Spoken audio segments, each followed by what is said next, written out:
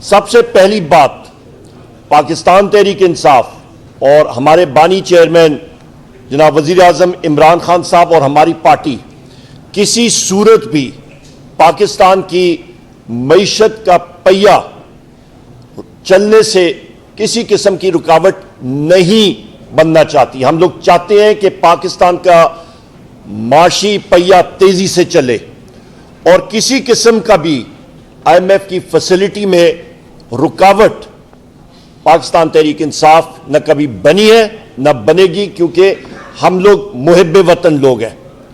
पर यहां पे ये बात मैं वाजे करूं,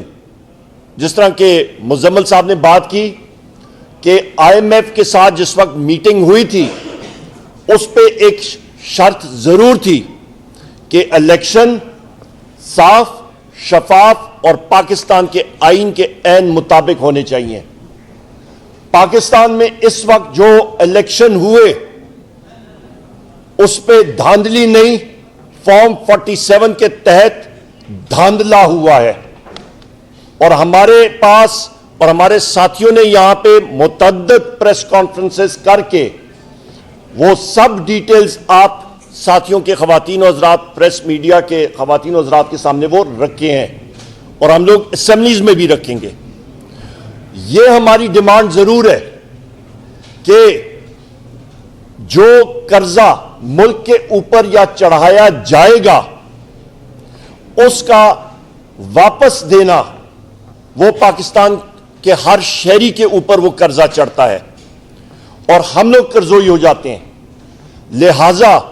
शाह खर्चियां करे ये केयर टेकर हुकूमत या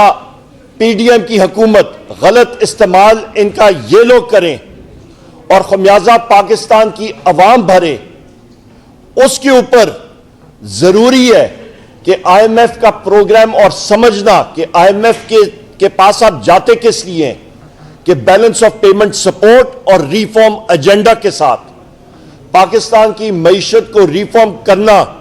सिर्फ एक मजबूत और मुंतखब और सफाफ और शफाफ हुकूमत ही कर सकती है, ना कि एक कमजोर,